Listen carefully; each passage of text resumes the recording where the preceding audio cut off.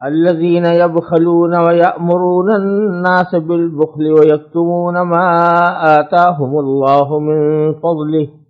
وأعتدنا للكافرين عذابا مهينا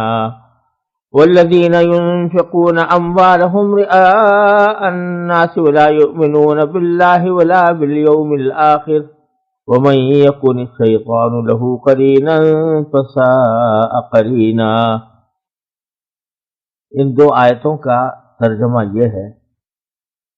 کہ ایسے لوگ جو خود بھی کنجوسی کرتے ہیں اور دوسروں کو بھی کنجوسی کی تلقین کرتے ہیں، اور اللہ نے ان کو اپنے فضل سے جو کچھ دے رکھا ہے اسے چھپاتے ہیں، اور ہم نے ایسے ناشکروں کے لیے ذلیل کر دینے والا عذاب تیار کر رکھا ہے۔ اور وہ لوگ جو اپنے مال لوگوں کو دکھانے کے لیے خرچ کرتے ہیں اور نہ اللہ پر ایمان رکھتے ہیں نہ روز آخرت پر، اور شیطان جس کے ساتھی بن جائے تو وہ بدترین ساتھی ہوتا ہے۔ پچھلی آیتوں میں اللہ تبارک و تعالی نے متعدد بندوں کے حقوق تفصیل کے ساتھ بیان فرمائے تھے، جن میں والدین کے، رشتہ داروں کے، یتیموں کے، پڑوسیوں کی بھی تینوں قسموں کے حقوق بیان کیے گئے تھے۔ ان حقوق کی حق تلفی جو عام طور پر ہوتی ہے، اس کے اب اسباب کا ذکر اللہ تبارک و تعالی نے فرمایا ہے۔ ایک سبب تو پچھلی آیت میں بیان فرمایا تھا کہ بعض اوقات حقوق العباد کو ادا نہ کرنا بلکہ ان کو پامال کرنا یہ تکبر کی وجہ سے ہوتا ہے، تو اللہ تعالی نے اس کے سلسلے میں پچھلی آیت کے آخر میں فرمایا تھا کہ ان اللہ لا يحب من كان مختالا فخورا، تو بے شک اللہ تبارک و تعالی کسی بھی تکبر کرنے والے، اترانے والے شیخی باز کو پسند نہیں کرتا۔ اللہ تبارک و تعالی نے اب ایک وجہ یہ بیان فرمائی کہ تکبر یہ ایک بہت بڑی وجہ ہوتی ہے جس کی وجہ سے لوگ دوسروں کے حقوق میں کوتاہی کرتے ہیں، کیونکہ دوسروں کے حقوق کی ادائیگی میں بعض اوقات وہ اپنی سبکی محسوس کرتے ہیں یا اپنی بڑائی کے خلاف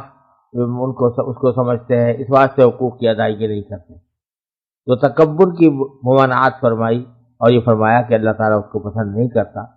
متعدد احادیث میں رسول کریم صلی اللہ علیہ وسلم نے تکبر کی برائیاں بیان فرمائی ہیں۔ دوسری وجہ جو اس آیت میں بیان فرمائی گئی ہے وہ دوسروں کے حقوق کو ضائع کرنے کی ایک وجہ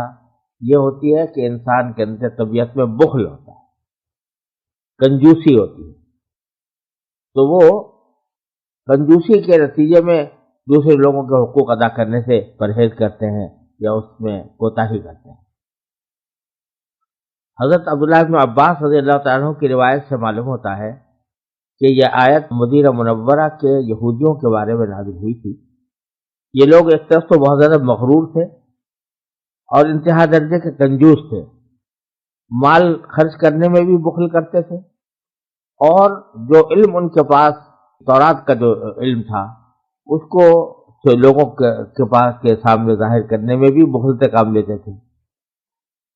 ان کتابوں میں نبی کریم صلی اللہ علیہ وسلم کی تشریف آوری کی بشارت بھی موجود تھی، آپ کی علامتیں بھی مذکور تھیں، لیکن یہود باوجود کہ جانتے تھے کہ یہ علامتیں نبی کریم صلی اللہ علیہ وسلم پر ثابت ہوتی ہیں، وہ لوگوں کے سامنے اس کو ظاہر نہیں کرتے تھے، تو یہ بھی ایک طرح کا بخل تھا۔ تو بخل ایک ایسی بیماری ہے جو بعض اوقات تو مال خرچ کرنے کے اندر انسان کے لیے رکاوٹ بنتی ہے،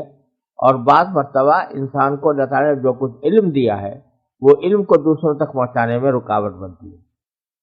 اور اللہ تبارک و تعالیٰ نے بخل کی بہت مذمت بیان فرمائی ہے، اور ساتھ ہی انفاق کی فضیلت بیان فرمائی ہے، یعنی اللہ کے راستے میں مال خرچ کرنے کی فضیلت بیان فرمائی ہے۔ بخل کی مذمت کرتے ہوئے ایک حدیث میں رسول کریم صلی اللہ علیہ وسلم کا ارشاد ہے کہ آپ نے فرمایا کہ ما من یوم یصبح العباد فیہ الا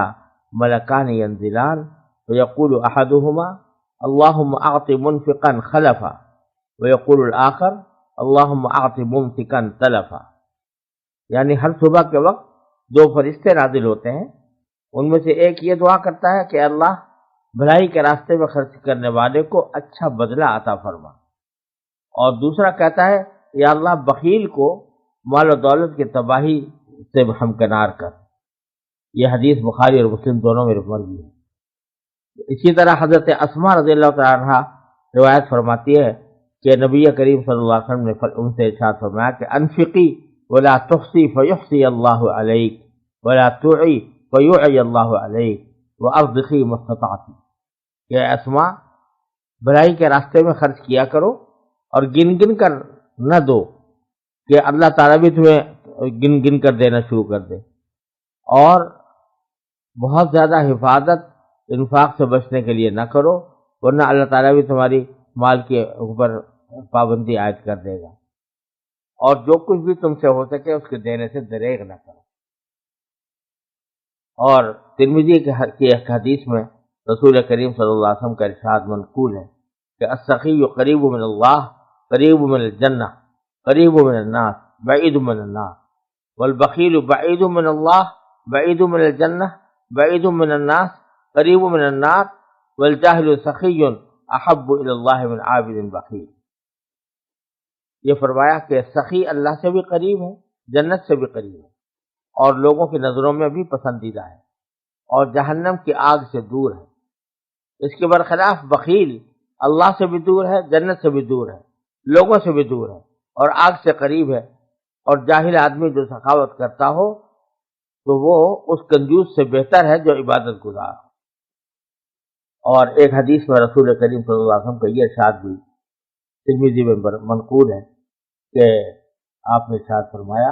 کہ خصلتان لا تجتمعان فی مومن، دو خصلتیں عادتیں ایسی ہیں جو کسی مومن میں جمع نہیں ہو سکتی، البخل وسوء الخلق، یعنی ایک بخل اور ایک بد اخلاقی۔ کسی مومن کے ساتھ کے اندر یہ صفات نہیں ہوتی، پکا مومن اس کے بغیر نہیں ہو سکتا کہ یہ صفات اس کے اندر موجود نہ ہو۔ تو اس واسطے بخل کی شدید مذمت فرمائی گئی ہے، اور بخل کو ایک بڑا سبب قرار دیا گیا ہے جس کی وجہ سے لوگوں کے حقوق ضائع ہوتے ہیں۔ یہاں یہ بھی سمجھ لینا چاہیے کہ بخل ایک تو وہ ہے جو بالکل حرام ہے، وہ تو ایسا بخل ہے کہ جو انسان کو اپنے مالی فرائض کی ادائیگی میں سے بھی روکے۔ مثلا زکوٰۃ فرض ہو گئی ہے لیکن بخل کی وجہ سے ادا نہیں کر رہا، تو یہ بخل ایسا ہے جو بالکل حرام ہے، 100% حرام ہے، اس کے حرام ہونے میں کوئی کلام ہی نہیں۔ اسی طرح اگر فرض کرو کہ کسی کا قرضہ میرے کسی کے ذمہ عائد واجب ہے اور اس کو ذمہ واجب الادا ہے، لیکن وہ بخل کی وجہ سے ادا نہیں کر رہا، باوجود کہ اس کے اندر استطاعت ہے، طاقت ہے، تو یہ برا بدترین حرام کام ہے۔ تو بخل جہاں پر کسی فرض ادائیگی کے اندر رکاوٹ بنے انسان کا بخل، وہاں تو وہ بالکل ہی حرام ہے اور ناجائز ہے، اور اس کے جواز کا کوئی راستہ نہیں۔ لیکن جہاں کسی جگہ پر خرچ کرنا کوئی فرض تو نہیں تھا، واجب نہیں تھا، اللہ تعالیٰ کی طرف سے کوئی ضروری نہیں تھا، لیکن مستحب تھا، بہتر تھا کہ آدمی صدقہ کرتا یا وہاں پر خرچ کرتا، خیراتی کام میں تعاون کرتا،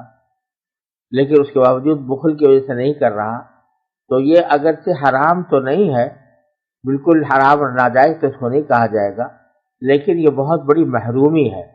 اور بد نصیبی ہے کہ انسان ایسے کام میں خرچہ کرنے سے اپنے آپ کو روکے جو اس کے لیے جنت کا راستہ پیدا کر سکتا تھا۔ تو اللہ تبارک و تعالیٰ نے یہاں قرآن کریم کے اندر یہ فرمایا کہ الذین یبخلون، یہ وہ لوگ ہیں کہ جو بخل کرتے ہیں، یعنی حق طلب کرنے والے وہ ہیں جو بخل کی وجہ سے لوگوں کے حقوق طلب کرتے ہیں، اور پھر اتنا ہی نہیں کہ خود بخل سے کام لیتے ہیں، وہ یأمرون الناس بالبخل، لوگوں کو بھی بخل کی تلقین کرتے ہیں، لوگوں سے بھی کہتے ہیں بھائی کیا فائدہ تمہیں اس جگہ خرچ کرنے سے۔ تو یہ ایک تو خود ہی بخل ایک بری بات ہے کہ جائے کہ لوگوں کو بھی بخل کی دعوت دی جائے اور لوگوں سے کہا جائے کہ تم بخل سے کام لو اور صحیح جگہ پر مال خرچ نہ کرو۔ اور وَيَكْتُمُونَ مَا آتَاهُمُ اللَّهُ مِنْ فَضْلِهِ، اور اللہ تعالیٰ نے جو کچھ ان کو اپنے فضل سے عطا فرمایا ہے اسے چھپاتے ہیں۔ اب اس میں دونوں باتیں ہیں، ایک تو یہ کہ جو بخیل آدمی ہوتا ہے وہ اپنا مال چھپاتا ہے، کہیں لوگوں کو پتہ نہ لگ جائے کہ اس کے پاس مال ہے، تو کہیں کوئی کسی وقت آ کر مطالبہ نہ کر لے، اس واسطے وہ مال کو بھی چھپاتا ہے۔ لیکن بظاہر یہاں اشارہ اس چھپانے کی طرف ہے جس کو میں نے عبداللہ بن عباس رضی اللہ عنہ کی روایت کے حوالے سے اوپر بیان کیا کہ یہ یہودی لوگ جو تھے، یہ تورات کے اندر جو اہم حصے تھے ان کو چھپایا کرتے تھے، اس کا علم ان کے پاس موجود تھا، لیکن یہ لوگوں کے سامنے ظاہر کرنے سے اس کو چھپاتے تھے۔ یہ بھی بخل کا ایک اعلیٰ ترین فرق تھا، اور اسی بخل کی وجہ سے بہت سے لوگ ایمان سے محروم رہے۔ تو اس واسطے اللہ تبارک و تعالیٰ نے اس کا بھی خاص طور پر ذکر فرمایا کہ اللہ تعالیٰ نے اپنے فضل سے ان کو جو کچھ دیا ہے، یعنی تورات عطا فرمائی ہے، اس کو چھپاتے ہیں اور لوگوں کے سامنے ظاہر نہیں کرتے تاکہ کہیں لوگ مسلمان نہ ہو جائیں۔ اور پھر ظاہر بات ہے کہ یہ سارے کام جو ہے بخل ہو یا اللہ تبارک و تعالیٰ کے دیے ہوئے علم کو چھپانا ہو، یہ در حقیقت ایک بہت بڑی ناشکری ہے اللہ تبارک و تعالیٰ کی۔ تو اس لیے اللہ تعالیٰ نے فرمایا وَأَعْتَدْنَا لِلْكَافِرِينَ عَذَابًا مُهِينًا، ہم نے کافروں کے لیے بہت مہین یعنی ذلیل کر دینے والا عذاب تیار کر رکھا ہے۔ وَأَعْتَدْنَا لِلْكَافِرِينَ عَذَابًا مُهِينًا، اور ہم نے ایسے ناشکروں کے لیے ذلیل کر دینے والا عذاب تیار کر رکھا ہے۔ یہاں میں نے کافروں کا ترجمہ ناشکروں سے کیا ہے، اس واسطے کہ سیاق سے بظاہر یہی معلوم ہو رہا ہے کہ یہاں پر مراد وہ بخل اور بخل کے نتیجے میں دوسرے اپنے علم کو چھپانا، یہ در حقیقت اللہ تعالیٰ کے انعامات کی ناشکری ہے۔ اللہ تعالیٰ نے مال دیا ہے تو چھپائے کیوں انسان؟ اللہ تبارک و تعالیٰ کے مال کو کی نعمت کو اس پر شکر ادا کرے اور چھپانے کا اہتمام کیوں کرے، اس کو اچھی جگہوں پر خرچ کرنے کا اہتمام کرے۔ اسی طرح اگر اللہ تعالیٰ نے علم عطا فرمایا ہے تو اس علم کو چھپائے کیوں؟ وہ لوگوں کے سامنے ظاہر کرے تاکہ لوگوں کو اس سے فائدہ پہنچے۔ اس علم کی نعمت کی یہ ناشکری ہے کہ انسان جو ہے اس کو دبا کر بیٹھ جائے اور دوسروں کے سامنے پیش نہ کرے۔ اور یہ بھی ہو سکتا ہے کہ یہاں پر کافر سے کافر یعنی باقاعدہ کفر والا کافر مراد ہو، کیونکہ یہ صفات جو ہے بخل کی یا لوگوں کو بخل کی تلقین کرنے کی یا اللہ تعالیٰ کی دی ہوئی نعمتوں کو چھپانے کی، یہ صفات انتہائی طور پر جو پائی جاتی ہیں وہ کافروں میں پائی جاتی ہیں، اس لیے کافروں کا ذکر کیا کہ وَأَعْتَدْنَا لِلْكَافِرِينَ عَذَابًا مُهِينًا،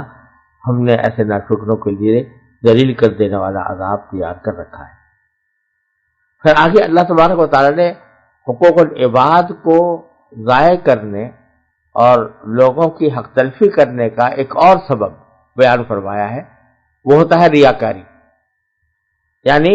جب انسان کے دل میں ریاکاری ہوتی ہے، یعنی دوسروں کو دکھاوا مقصود ہوتا ہے، اللہ تعالیٰ کی رضا کے بجائے مخلوق کی رضامندی، مخلوق کی خوشی، مخلوق کی پسند یہ پیش نظر ہوتی ہے، تو اس صورت میں انسان جو ہے وہ بہت سے حقوق ضائع کرتا ہے۔ یعنی ہوتا یہ ہے کہ جہاں اس کو یہ خیال ہو کہ میرے اس کام کرنے سے، میرے اس حق کی ادائیگی کرنے سے لوگوں میں میرا نام ہوگا اور لوگوں میں میری عزت ہوگی، لوگ مجھے اچھا سمجھیں گے، وہاں تو حق آگے بڑھ کر ادا کر دیتا ہے۔ لیکن جہاں یہ خیال ہو کہ اس وقت میں اگر کسی بندے کا حق ادا کروں گا، کسی پڑوسی کے ساتھ کوئی حسن سلوک کروں گا تو اس کا کہیں نام نہیں ہوگا، کوئی مجھے پہچانے گا نہیں، کوئی میری تعریف نہیں کرے گا، تو پھر وہ اپنے پڑوسی کا حق بھی ادا نہیں کرتا۔ تو یہ درحقیقت سارا کچھ مقصود جو ہے وہ دکھاوا ہی دکھاوا ہے، اللہ تبارک و تعالیٰ کی خوشنودی مقصود نہیں۔ یہ بھی ایک بڑی وجہ ہوتی ہے جس کی وجہ سے انسان بندوں کے حقوق ضائع کرتا ہے۔ چنانچہ آگے اللہ تبارک و تعالیٰ نے ذکر کیا ہے ان ریاکاروں کا جو کہ مال کو صرف ریاکاری کے لیے خرچ کرتے ہیں۔ چنانچہ فرمایا وَالَّذِينَ يُنْفِقُونَ أَمْوَالَهُمْ رِئَاءَ النَّاسِ، اور وہ لوگ جو اپنے مال لوگوں کو دکھانے کے لیے خرچ کرتے ہیں۔ وَلَا يُؤْمِنُونَ بِاللَّهِ وَلَا بِالْيَوْمِ الْآخِرِ، اور در حقیقت یہ ریاکاری ایسی چیز ہے کہ یہ در حقیقت ایمان کے منافی ہے، کیونکہ ایمان کا تقاضا تو یہ ہے کہ جو کام بھی انسان کرے وہ اللہ تبارک و تعالیٰ کی خاطر کرے، اللہ تبارک و تعالیٰ کے رضا جوئی کے لیے کرے، اس لیے کرے کہ اسے آخرت میں عذاب کے بجائے اسے ثواب ملے۔ لیکن جب آدمی اللہ تعالیٰ کو بھول کر مخلوق کو راضی کرنے کے لیے، مخلوق کی تعریف حاصل کرنے کے لیے کوئی کام کر رہا ہے، تو گویا اس نے وہ ایمان کا جو تقاضا تھا اس کو بالکل پیچھے چھوڑ دیا، تو گویا اس نے ایمان رکھا ہی نہیں اللہ پر اور یوم آخرت پر۔ اسی لیے بعض روایتوں میں، حدیث میں شرک اور ریا کو ایک ساتھ ذکر کیا گیا ہے، اور ریاکاری کو اور دکھاوے کو شرک کا ایک شعبہ قرار دیا گیا ہے۔ چنانچہ مسند احمد کی ایک روایت میں ہے کہ رسول کریم صلی اللہ علیہ وسلم نے ارشاد فرمایا، من صلی یرائی فقد اشرک ومن صام یرائی فقد اشرک ومن تصدق یرائی فقد اشرک، کہ جو شخص دکھاوے کے لیے نماز پڑھے اس نے شرک کا ارتکاب کیا، اور جو شخص دکھاوے کے لیے روزہ رکھے اس نے شرک کا ارتکاب کیا، اور جو شخص دکھاوے کے لیے صدقہ کرے تو اس نے شرک کا ارتکاب کیا۔ اور ایک حدیث میں جو مسند احمد ہی میں مروی ہے، محمود ابن لوید روایت کرتے ہیں کہ نبی کریم صلی اللہ علیہ وسلم نے فرمایا، ان اخوف ما اخاف علیکم الشرک الاصغر، یعنی آپ نے ارشاد فرمایا صحابہ کرام سے خطاب کرتے ہوئے کہ تمہارے متعلق مجھے سب سے زیادہ اندیشہ چھوٹے قسم کے شرک کا ہے، شرک اصغر کا ہے، یعنی چھوٹے شرک کا ہے۔ تو صحابہ کرام نے پوچھا کہ یا رسول اللہ وما الشرک الاصغر، چھوٹا شرک کیا ہوتا ہے؟ قال الریا، تو آپ نے جواب میں فرمایا چھوٹا شرک ریاکاری ہے۔ اور ایک حدیث قدسی بھی مروی ہے جس میں اللہ تبارک و تعالیٰ کا یہ قول منقول ہے کہ انا اغنی الشرکاء عن الشرک، اللہ تعالیٰ فرماتے ہیں کہ میں شرک سے بالکل بے نیاز ہوں، اور من عمل عملا اشرک فیہ معی غیری ترکتہ وشرکہ، جو شخص کوئی نیک عمل کرتا ہے اور اس میں میرے ساتھ کسی دوسرے کو بھی شریک ٹھہراتا ہے تو میں اس عمل کو شریک ہی کے لیے چھوڑ دیتا ہوں، اور اس عمل کرنے والے کو بھی اس کے حال پر چھوڑ دیتا ہوں، یعنی میری طرف سے اس کی کوئی مدد نہیں ہوتی بلکہ اس کو بے مددگار چھوڑ دیا جاتا ہے۔ اللہ تعالیٰ سے حفاظت فرمائے۔ تو اس لیے اللہ تبارک و تعالیٰ نے یہاں خاص طور پر ریاکاری کا ذکر کرتے ہوئے فرمایا کہ جو اپنے مال ریاکاری کے لیے، لوگوں کو دکھاوے کے لیے خرچ کرتے ہیں تو وہ در حقیقت ایمان نہیں رکھتے اللہ یوم آخرت پر، یعنی یا تو ایمان رکھتے ہی نہیں، سرے سے کافر ہے، یا اگر ایمان ہے تو اس وقت ایمان ان کا مستحضر نہیں ہوتا جب یہ حرکتیں کر رہے ہوتے ہیں تو لوگوں کے دکھانے کے لیے، تو ایمان ان کے سامنے مستحضر نہیں ہوتا، اس کا دھیان نہیں ہوتا۔ پھر فرمایا وَمَن يَكُنِ الشَّيْطَانُ لَهُ قَرِينًا فَسَاءَ قَرِينًا، شیطان جس کا ساتھی بن جائے تو وہ بدترین ساتھی ہوتا ہے۔ اشارہ اس بات کی طرف فرما دیا کہ یہ ساری بدعمالیاں جن کا پیچھے ذکر کیا گیا، خواہ وہ بخل ہو یا ریاکاری ہو یا کتمان علم ہو یا اللہ اور یوم آخرت پر ایمان نہ رکھنا ہو، یہ سب شیطانی اعمال ہیں، اور وہی لوگ انجام دیتے ہیں جنہوں نے شیطان کو اپنا ساتھی بنا رکھا ہو۔ اللہ تعالی ہم سب کی اس سے حفاظت فرمائے۔